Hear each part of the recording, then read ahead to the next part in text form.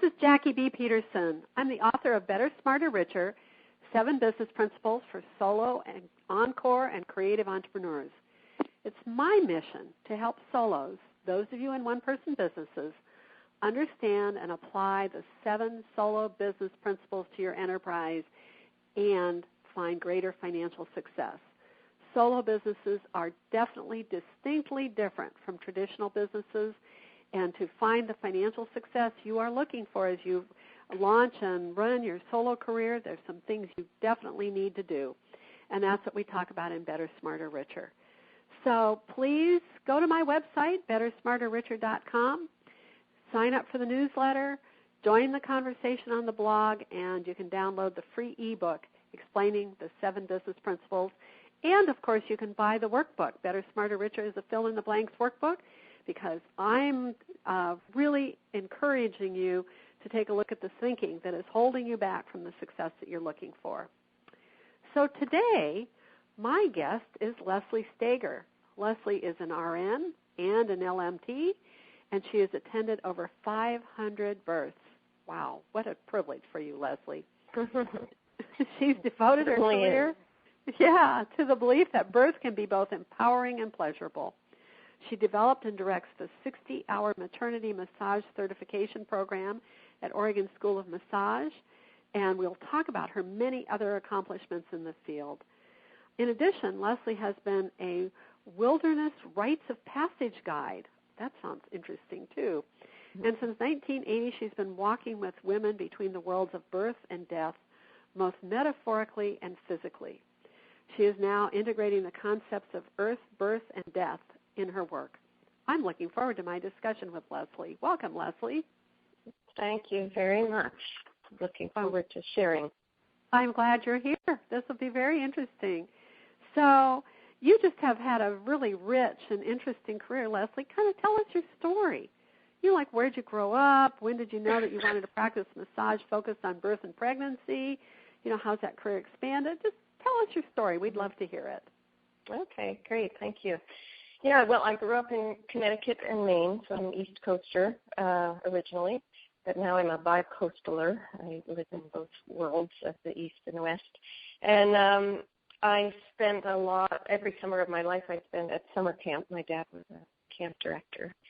So that really influenced a lot of the choices I've made in my life, and my sense of my entrepreneurial spirit, I would say, came out of a lot of what he's done in his life, and also the people I met on that during those camp summers. But I had always wanted to travel the world, and I had a plan to gain as many skills as I could to allow me to travel far and wide. And one of the skills I thought I needed was to become a midwife, even though I, at that point, wasn't that connected with birth. And I thought in order to become a midwife, I should become a nurse first. So I set off to go to nursing school in my late 20s. And I, in that process, decided that actually I didn't need to become a midwife. I could just be a nurse. And I worked for years as a labor and delivery nurse. And I worked out in most of the years out in Vancouver at Southwest Washington Medical Center. And during that time, I also became a massage therapist because that was one of the other skills I thought that would travel well around the world that I could do anywhere. And as I was doing the massage program, I was working as a nurse at Southwest Washington, and I was seeing women coming in always holding their back and complaining of pain in their hips and their legs and their back and their shoulders from all the changes going on in their body. And I knew right away then that my massage practice needed to be focused with these women. And at the time, this was in the early 90s, there really was very, very little information about working with pregnant women. Most people thought it could be dangerous. There's still a lot of myths about the dangers of doing work during pregnancy, doing body work. But in these couple decades since then, there's been much, much more favorable information and research coming out about the benefits of touch during pregnancy throughout the whole pregnancy cycle, from conception to mothering. and the great, great importance of that for moms and babies and partners as well. For a whole family system, touch is really quite critical. So I've been following this path and helping to develop and cultivate this path. I ended up writing a book, one of the few. There's only 3 or maybe 4 textbooks about pregnancy massage, and I'm one of those authors. So talk some more about this work. You're telling us you're one of the very first that connected massage to the process of being pregnant and giving birth. Is that right? There were very few people who were doing that? I can say that I am definitely not one of the first, because in reality around the world women have been nurtured with touch throughout their pregnancy, birth, and mothering. Even up to 2 years in some cultures after giving birth, moms and babies would be massaged daily. So in our society, then yes, I would say I'm in the forefront of people who saw this as a great need and helped to develop and cultivate the standards around what is normal and what is acceptable and what is safe and what is necessary. So I am in that realm in America, one of the early pioneers of developing this work, along with a couple other women who are really influential in work. Wow, that's fantastic. And you're right. I think that there was the idea that this wasn't safe, maybe, and you ought to worry about it. And I suppose it's the same kind of thinking that made women, what were they, strangers to all kinds of things and considered lesser beings, and were diagnosed with hysteria, and there's all been so much going on around women, and here you are, providing a really wonderful path for women to feel better while they're pregnant and have a better experience when they're giving birth.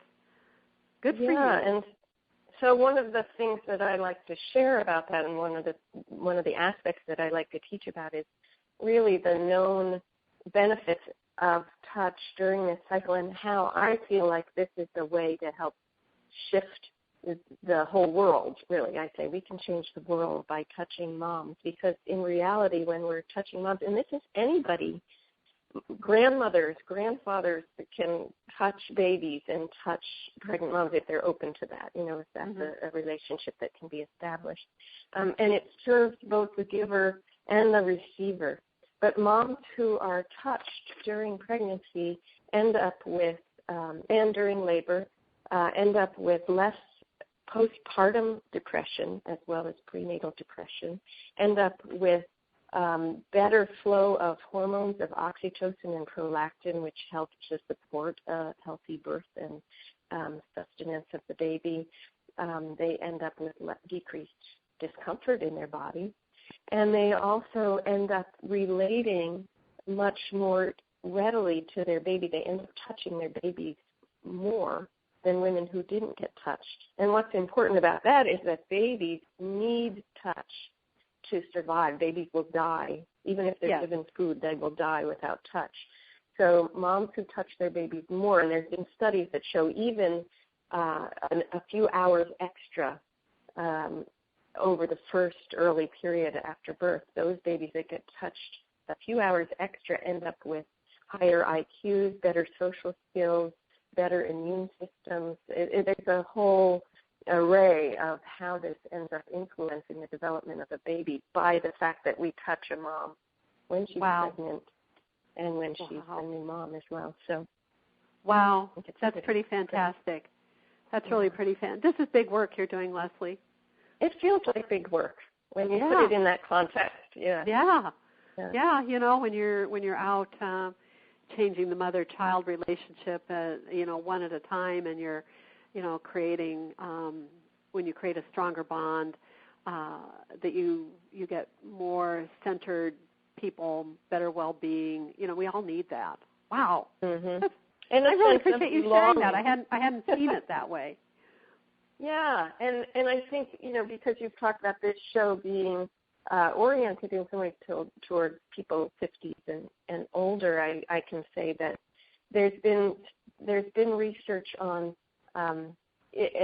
nursing homes bringing babies in for the residents of nursing homes or elder facilities to touch the babies and massage and hold babies, and both end up benefiting so much so the depression rate of the elders decreases. So I have a vision of, wouldn't it be great to have a way to integrate communities more so that the elders can help the new moms by taking care of the babies at times, or babies can come and help out the elders, by just being present with their great, incredible love that they have to share. I love that. I love that picture. I really love that picture. And, that touch will get rid of, depression and fear for the elder, and they'll feel really connected and wanted, and so does the baby. When you hold a little baby, they just kind of settle right in. Yeah. They're pretty wonderful. As you were talking, I was thinking of my experiences holding my own babies and holding babies, and it's been pretty fabulous. Big stuff. It is. Yeah. So you now teach your skills, right? So can you tell us about what you teach and where you teach it? Yes. Well, I've been teaching for 20 years. After while I was working as a nurse, I saw the need for teaching the massage skills to others for pregnant women. So I developed a whole program that's called the Mother Touch Maternity Massage Certification Program. And you can take individual classes. They're mostly oriented towards massage therapists who want to expand their skills and their clientele to be able to really serve pregnant, laboring, and new moms really, really well. So I teach essentials, fundamentals of pregnancy massage, as well as advanced classes and postpartum and birth classes. And the birth massage classes are also geared towards birth professionals, midwives, doulas, nurses, and couples. Anybody can take those classes and learn about supporting moms through labor. And then I'm also teaching, I've just started to be teaching midwives skills in assessing pelvic floor tone, because midwives are always working with moms and their pelvic floor. This is critical during birth, of course. But there's a lot of issues that can develop in the musculature, musculoskeletal system out the whole pelvic bowl and pelvic floor that influence how a baby's positioned, influence how a baby's born, and how a mom recovers from birth. So I'm working with midwives to get more familiar with the pelvic floor musculature and ways of addressing tension and imbalance in the pelvic floor to help support that process. Wow. So that's what I'm teaching right now. Wow. This is really interesting. And I know that you've also worked extensively with other passages, the end-of-life passage as well, and have worked as a hospice nurse. What kind of led you to that decision? Well, that comes to the story of a guidance that I received after spending a week alone in the desert on what was called a walkabout. Oh, wow. So when did you take this walkabout, and what made you decide to do that? And then you can tell us about the learning. Okay. All right. Well,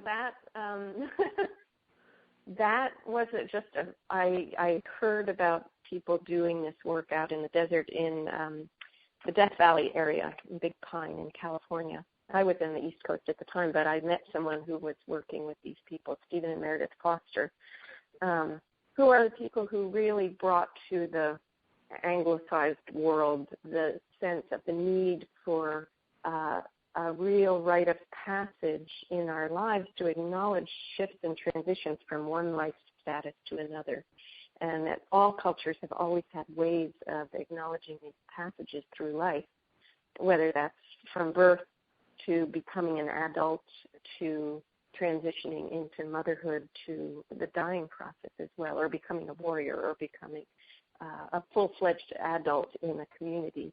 And in our society has really lacked that acknowledgement of those life transitions in a really significant way. When I heard about them, I was just completely yesed I knew. There was no question. I had to go. And I love it when in my life there's that absolute yes, no question about it. Yes. So I think that's really important to have in undergoing any process.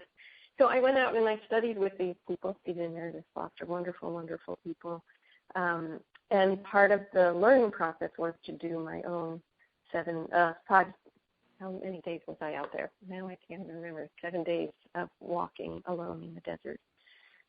Fasting from food. I had water. I carried water, and I journeyed through what was considered the underworld. I was really on a process. Each day had a theme, and in that process, I met with the sense of my own mortality and got clear about my community, my focus of my work, and the message that came through very loud and clear, which was pretty broad, was earth, birth, death, earth, birth, death.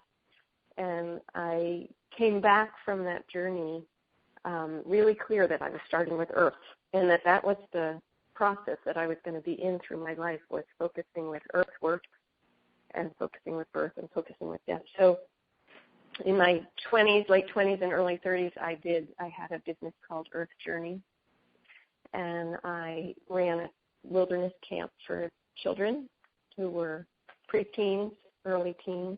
We lived out in the woods, and we cooked all our food outside, and we canoed and hiked and learned about the earth waves, learned about listening to the songs of the birds and the wild foods, and learned how to live together in a community in the wilds. And I also brought groups of women out into the wilderness as well to do more spiritual opening and connected journeys. So I did that for a decade or so, and then I moved into the earth realm, and I could feel the pull. Now it's time to cultivate my birth skills as a labor and delivery nurse and a pregnancy massage therapist and a childbirth educator. So I did all of that, and I let go some of the earthing work. And then over a period of time, I started to hear the calling. It was time to do the deathing work, and I started to move out of the birth realm as a nurse and went into the nursing with the deathing process. Uh-huh. And what I find is that it's the same journey. There's a gateway between the worlds of birth and death, coming in or going out. The way that you stand there as a guide is the same. And it's the same in the rites of passage work in the wilderness as well. That's very interesting. And you've integrated that into your work too. I think what I have really integrated is being a rites of passage guide and recognizing that birth is a major rite of passage and death is a major rite of passage, and I'm comfortable being in that process. It's a kind of a messy process often on either end. And through life, of course, living life itself is not always smooth flowing. And well, my life seems to be kind of messy, so I know what you mean. Life can be very messy. So when I'm not everyone is comfortable with the idea of really being there for people who are entering into altered states of awareness, which is what happens when you're giving birth and which is what happens when you're dying. You enter into a different, the boundaries that we know as our identity starts to dissolve. And there's this melting point of, something is coming through. When you're giving birth, there is this energy that's beyond anything you've ever known before that flows through the body and transforms you as you're giving birth to this life that's coming out of your body. So there's nothing else like that. It's one of the most incredible experiences ever. But not everyone is comfortable standing there in that, as a support person. And same with death. Then it's really scary because you're having to watch your own mortality, face your own mortality when you watch others dying. And it is not pretty. It's often not pretty at all when people are dying. And it can be very, very challenging. And it's actually pretty common for labor and delivery nurses to become hospice nurses or to go back and forth. Those of us who are comfortable on the edges seem to be able to do that. I like that, what you said, that both of these rites of passage, which we all experience, every single one of us, birth and death are altered states of awareness. And you talk about the boundaries, as we know, as our identities start to dissolve. I wrote that down because I think that's a powerful way of speaking about it, Leslie. And obviously you've observed it again and again and participated and helped people on those journeys again and again and again. And I'd say you know what you're talking about. Wow. Yeah, I'm familiar with that part. Yeah. And one of the things I think I've learned in the process, doing the earth work and spending a lot of time alone in the woods. I actually lived a year alone in the woods in Maine. Once in a cabin. I had built a little cabin off the grid completely. And once in a little wigwam, actually. I lived way out in the woods. I built a little wigwam, and I spent the year living outside. So I really cultivated a sense of communication and relationship with what I say the voices of the earth. Really came through to me, a deeper understanding of our relationship with earth. And when I share that with other people through all of my work, through the earth, birth, and death work, I recognize this sense of hunger. There's so many lost souls in the world. And when we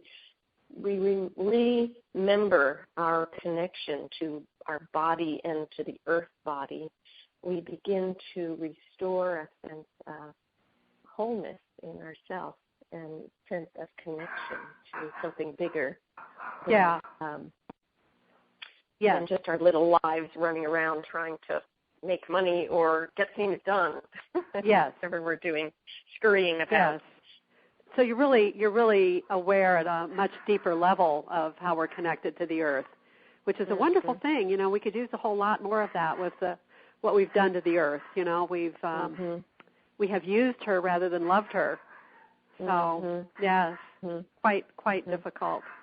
So then in the 80s, you had a business that you called Earth Journeys. You've mentioned that, where you you took people all kinds of ages, and you spent time with them outdoors. It was more of an outdoor school in a way, maybe for kids or for adults as well.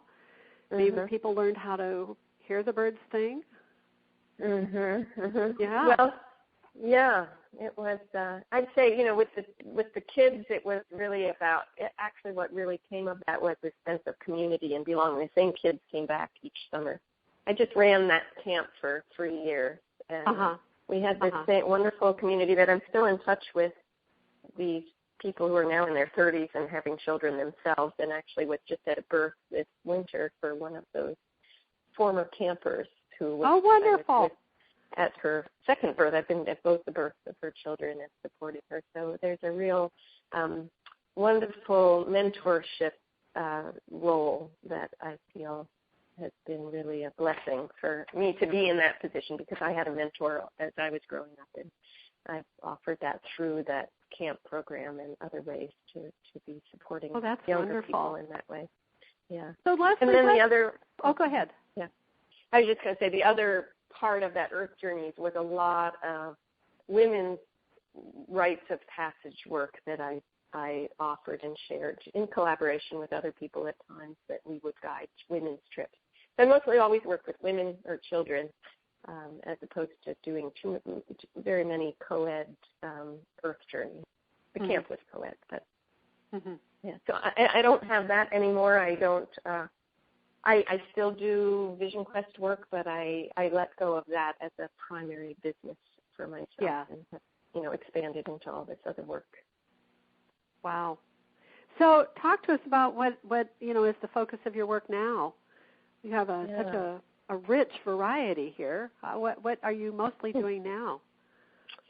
So what I'm doing now is I've for now let go of my nursing work to really focus on the mother touch.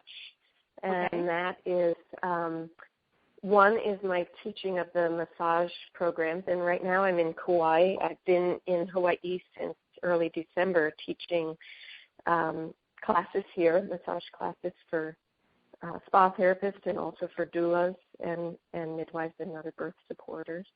I'm about to teach a 4-day class this coming weekend. And I'm heading to Indonesia in a couple months to teach over there. There's a woman who started spas there for pregnant and postpartum moms and babies. And so I've been invited to come over and share. And I'm sure I'm going to learn a lot from them. They have spas now all over Indonesia, specifically for Indonesian moms and pregnant moms and babies and new moms. So I'm going over there to share, and then I'll be teaching again in Oregon. So that's one aspect of my business is this teaching, and also the midwife classes that I mentioned with the holistic pelvic care worker.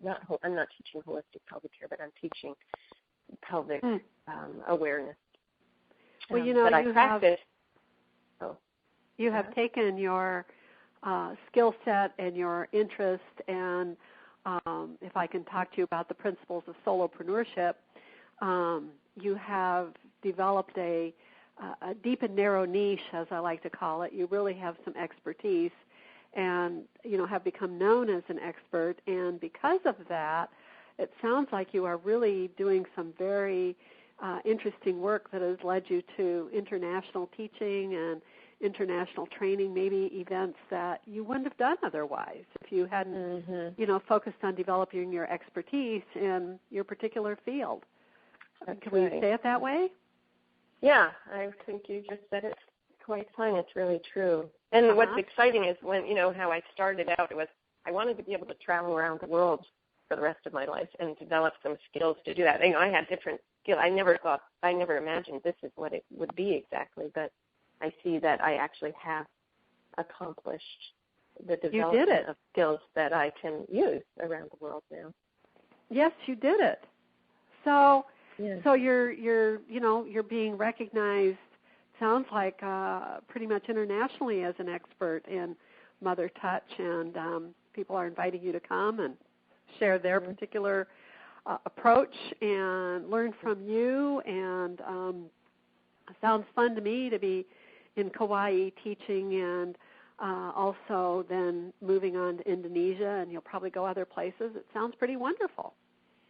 Yes, it's very exciting. I'll be in Burma as well, or Myanmar, and I'm hoping to connect with traditional midwives there and share some while I'm there, which is a very exciting place to go at this time before it's been developed by the Western world. So it's just opened up its borders for people to Well, I'm always talking to solos and encores about finding their particular niche and their specialty, and developing a single approach, one niche, one specialty, one piece of expertise that they have, and becoming known with it, becoming profound knowledge I like to talk about, and then from there all the doors open, and it sounds like that's what you've been able to do with your career.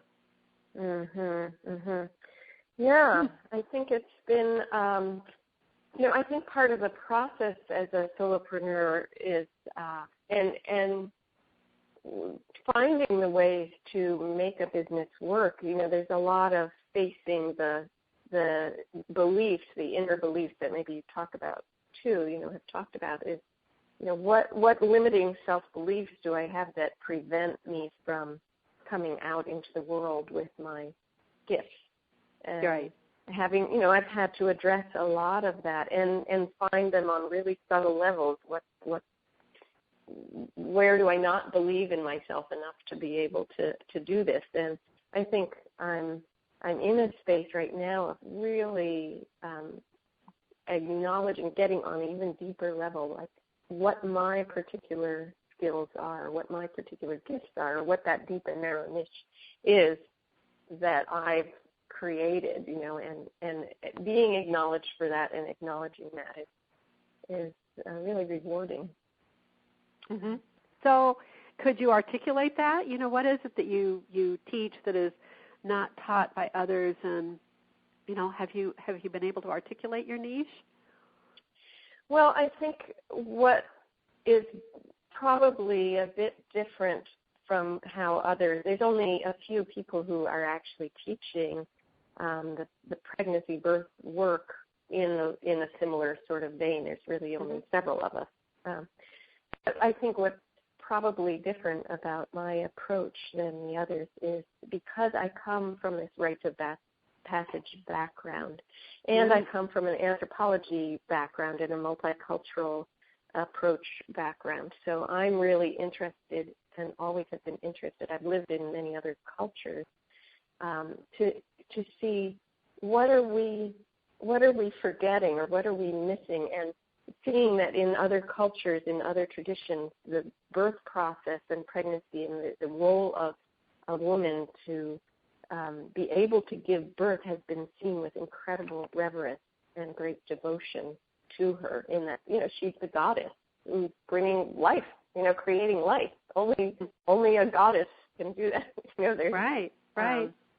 So women are seen in that light, and when I'm teaching, I'm bringing that forward again. I'm helping us to remember what this process really is about, what's really happening beyond. Again, I see often in our society people are scurrying about on the surface, and as you had mentioned, I like to get deeper down in how we can change the world by touching mothers and bringing an awareness of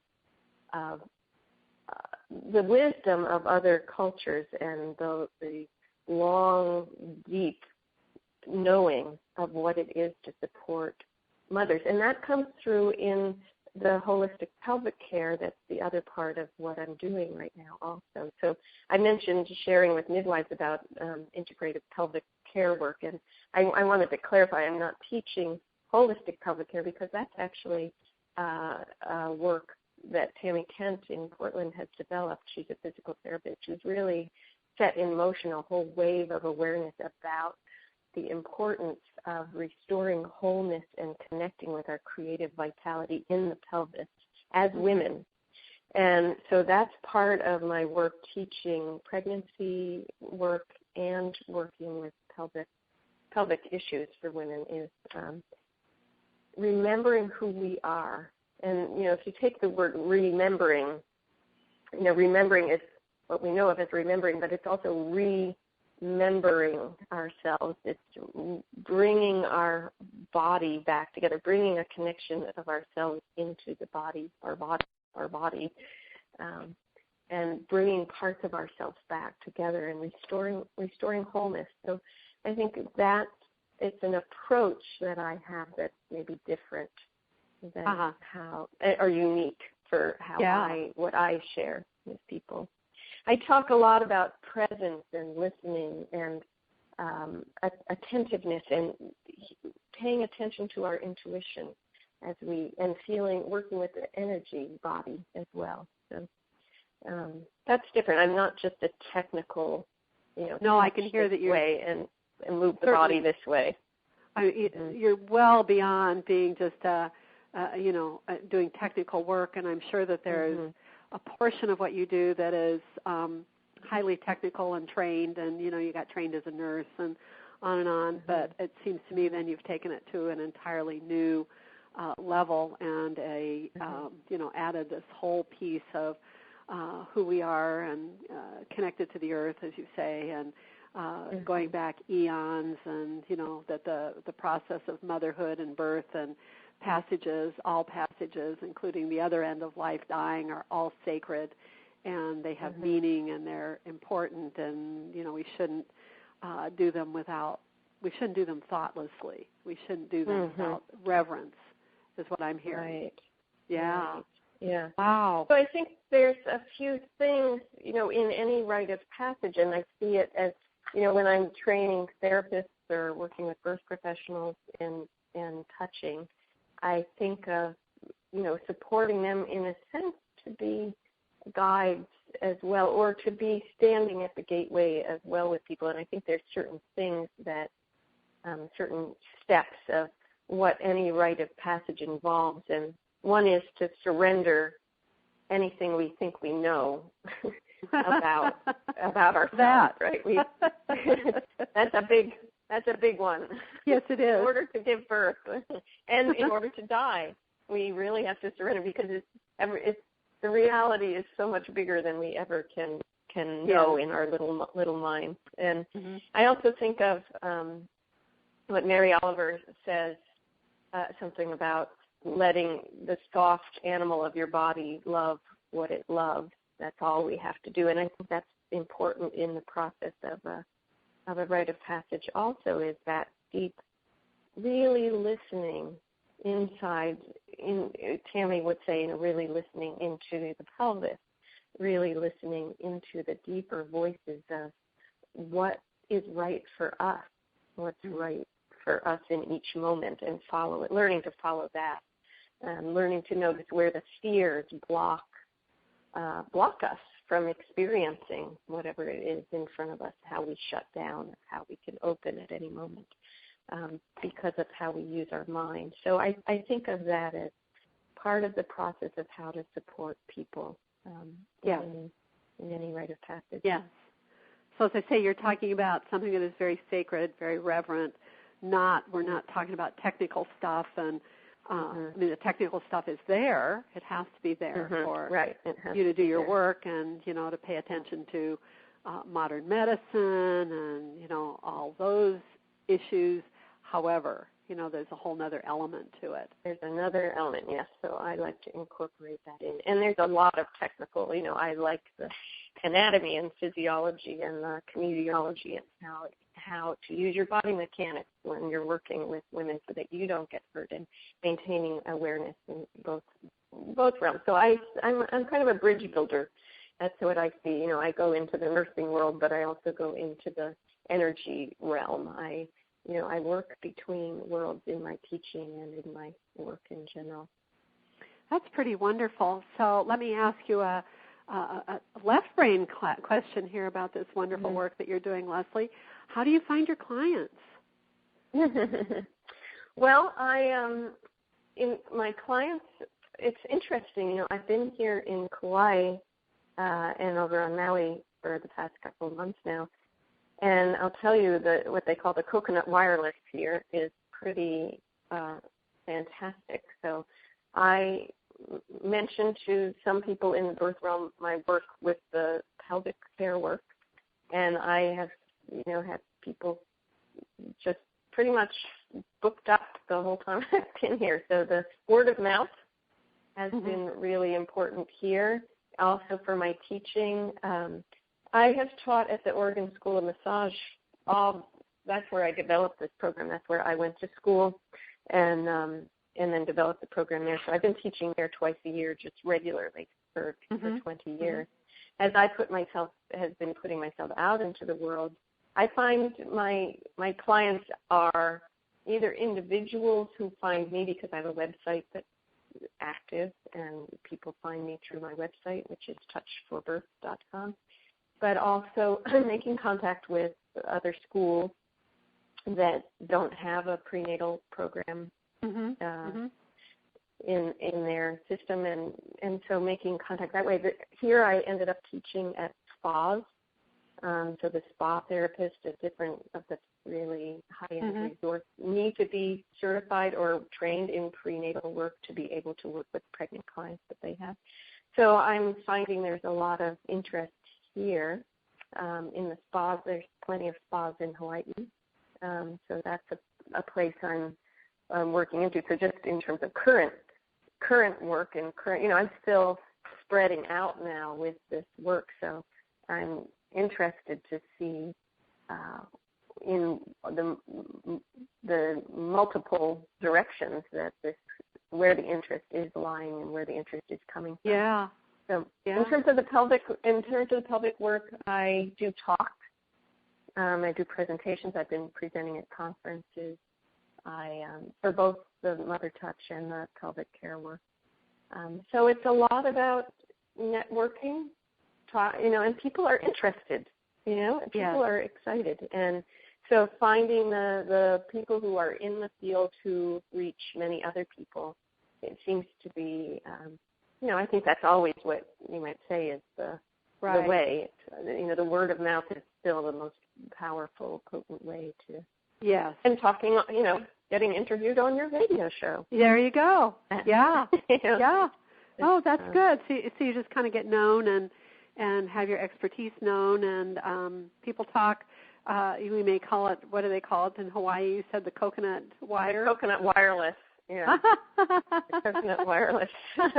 It is amazing, really. It is amazing, the sense of community here and how things spread like wildfire. Well, we do talk, as human beings. In fact, you've heard that concept of 6 degrees of separation, and they tell you that the reason that is true, that you could get a message to anyone in the world, whether you knew them or not, passing through usually about an average of 6 connections, because every adult carries soundbite information of about 2,000 other people, and we talk, and we index things, and if we know somebody who is facing one of these passages, and we would say, I just talked to or heard this radio show with Leslie, and it was really great, and I love the idea, and you might contact her, and that's at work all the time. Yeah, it's quite really, amazing. and I think it's so I think that's a really important piece for anybody. It's how you can't get known just by putting a website up. I know of people who got very excited because they made a website. And then the reality of, and who's going to come to it? How do people find you? That isn't it. It's so much. I think that's why Facebook has become such a boon for many people that seem to be able to use that well to spread news and spread information about their work. Yes, I think get thousands of people at once. So, and when you're teaching people who are massage practitioners. Are you also teaching, other nurses or other healthcare practitioners? Yeah. Well, midwives and doulas, but one of my dreams is, because I've worked as a labor and delivery nurse, is to work in helping hospitals, birth centers to integrate more touch. So I would love to be training nurses in simple ways, even though it's very busy and you're running in and out of work. I know what it's like to work as a nurse anywhere and in labor and delivery. And a lot of the birthing process has become very technical now. There's a lot of machines, and by the time I left labor and delivery at this one particular hospital, this was happening already at other places, but at this hospital they were finally getting to this point where you could just sit at the desk and monitor numbers of women at once, and you didn't even have to go into the room that much. Oh, my goodness. I think there's a lot of that going on with now, also with epidurals. So the whole process, that rite of passage process, has been altered, and the empowerment process that happens for some women in birthing is shifted into a medical process instead. But the reality is that if a nurse goes in and touches a woman in labor on her shoulder just as a reassuring, you're doing fine, for a few seconds, it's been documented that women's blood pressure decreases, the stress hormones, the cortisol levels decrease, and their labor is shifted, even with the simplest of touch. So I have a desire to get into hospitals, to be invited into hospitals to share some of this with nurses, in that, to integrate it into that system. And in that vein, I was conversing with a hospital in Maine, where I live part of the year, in Rockland, Maine. And I wanted to teach staff there, and what we ended up deciding was we should just create a conference. So up until just a few days ago, they decided they can't have it happen this year. There isn't enough help to make this conference happen this year. But they were excited about the idea of having a Getting Back in Touch conference for health care professionals in birthing, where the whole conference would be about touch and the benefits of different ways of integrating that throughout the whole perinatal cycle. So yes, that's one of my goals, is to work more with medical professionals. As an advisor, I'm going to offer you a piece of advice I think might help you achieve that goal, which would be to have measured outcomes with mothers with whom you work. If you can show that the blood pressure actually, or that there's a positive change of some kind, less medication, less whatever going on, I think that would just be perfect. And then you can say, see, this isn't just me talking about this woo-woo stuff, about the rite of passage, but this is me showing you scientifically of the difference that this can make, and the health of the mother, the health of the child, et cetera, et cetera. And maybe they even get more recommendations from patients, I don't know, whatever it is. But if people can get some sort of a measurement of an outcome, a positive outcome that they want, it helps you make your case. Yes, and I think there's plenty of research that documents exactly those things you mentioned about. Yeah. And that's important. And I think the piece that I don't have that I'm not sure how to get is the savings. And it comes down to money. And the reality of if births are healthier, or if they don't end up, with babies in the neonatal intensive care because of birth, something happening during the birth process, or they don't have to do all these other interventions because their stress levels were reduced with touch. There's got to be some financial savings. If someone could figure out that part, that's when I think the changes will seriously could be implemented into a big system, into a big hospital system, where it could be recognized more. Yeah, you're totally right. If you took the, maybe a number of what would I say, follow-on effects, where there was more stress, or there was more problems, or there was, longer stays in the hospital, or whatever that cost money, and you quantified that and then said, okay, under my system, the stay drops from an average of 3 days to 2.2 days, and that, 0.8 of a day we know costs so much, and multiply that times the, 10,000 patients that you see every year, and so we can save you this. I agree that that's kind of one of the ways to make the case. That's what gets heard, not the side of, this is an important passage, and how light it is. Right. We love that. It's got to come down to the evidence-based. The evidence-based. Yeah. So that's probably worth your time to work on. And as one of your pieces of bringing this to other hospitals, and to train other people as well. And maybe what they could do is, if you work with people who've had a long time practice and they begin using more of your tools and techniques, that you could have them do their record keeping of what happens, and gather it over time. Yeah. So, because it's really quite awful to think about. The route that we've gone is, a nurse monitoring 8 or 9 women in labor with a television screen and a monitoring, and she never has to go in there.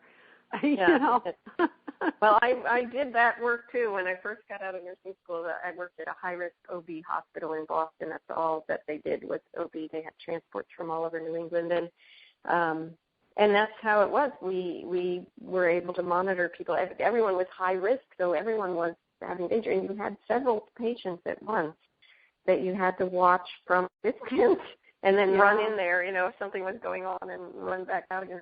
It was pretty outrageous and unfortunate. It was the whole system. Yeah. But yes, I agree. And I presented at a conference last fall all about the benefits of touch, the evidence-based benefits, with research of the hormonal shifts and the really the outcomes for babies is very, very well documented. There's a woman, Tiffany Field, who has an institute called the Touch Research Institute in Florida, and she and a lot of other people have come out with quite a bit of research focused on the perinatal time and the actual hormonal, chemical, and emotional, psycho-emotional benefits, as well as in showing how women who get touched during labor have shorter labors, decreased interventions, decreased use of medication, decreased levels of neonatal issues, and express greater satisfaction with their birth. And there's a lot of different studies that show this. So that's all part of what I like to share also. I think that's very smart of you. We have that right brain, left brain needs. Yeah, that's very smart of you, because that's definitely how the money decisions get made, and sometimes people need the evidence in order to support what they really want to do, and have to get the budget by the board of trustees or the director of finance, and so they use that argument even though they're just dying to add this piece to the work. Yes, right. Well, Leslie, I've just had a wonderful time talking with you, and if I can summarize what you're doing in the principles of Better, Smarter, Richer, and, with our Encore entrepreneurship, it certainly is clear that you've taken your expertise that you've developed over the years, and you've created a wonderful niche for yourself, and that you have become known because of that niche, and you've created a terrific solo business, and, your marketing, just like you talk about, or we talk about people marketing, which means you get known and the word spreads, and it's much more than just having a website. You give a lot of talks, and you teach, and you stay involved, and what it has led to for you is, a wonderful career and a life full of great meaning, and you're bringing important things to the world. So I love hearing about your solo business, and, you may not think of it that way. You probably think of more of it as a calling. But it's a wonderful solo business that you've created, and I've enjoyed talking with you. So if some of our listeners would like to talk with you more about your work or how that you can help them, how can they reach you? Yeah, great. Thank you. Well, they can call me easily. My number is 207-323-5101. I can say that again, 207-323-5101, and my email is Leslie, Leslie, @touchforbirth. And that's the name of my website also, which is touchforbirth.com. And next, I'm teaching this weekend in Kauai. If somehow there's anyone from Kauai listening, there's still some room in the class this weekend, pregnancy massage class, prenatal certification. And then I'll be in Indonesia in March teaching, and then in April, end of April, I'll be back at the Oregon School of Massage teaching the full maternity massage program, which will start on the 25th of April for 2 weekends. I'll be there. And then I'll be back east and teaching in the East Coast over the summertime. That's just wonderful. Leslie, thank you so much. I have enjoyed our conversation greatly. And listeners, I want to remind you that this is Jackie B. Peterson. I'm the author of Better, Smarter, Richer, 7 Business Principles for Solo, Encore, and Creative Entrepreneurs, and that we have this weekly radio show featuring a business with one of our solopreneurs, which has led to 2 years of fabulously interesting conversations with solos who are doing multiple and many things to enrich and enhance and change the world, and it's been lots of fun. So I just want to give you a heads up that starting next week, for the next 3 weeks, we're going to have 3 weeks of conversation with a consultant. His name is Doug Lundrigan. He has a company called Lighthouse Business Solutions, and Doug and I are going to have 3 conversations about the culture of business in the 21st century, and we're going to talk about how new businesses are different from businesses that at least I grew up with in the 20th century, and what has come to be, and how those of you who are saying, wow, I either want to work somewhere in one of those businesses today and find work in it, find a job in a 21st century business, or I want to be a coach consultant as an Encore entrepreneur and take my expertise and, sell it inside those 21st century businesses.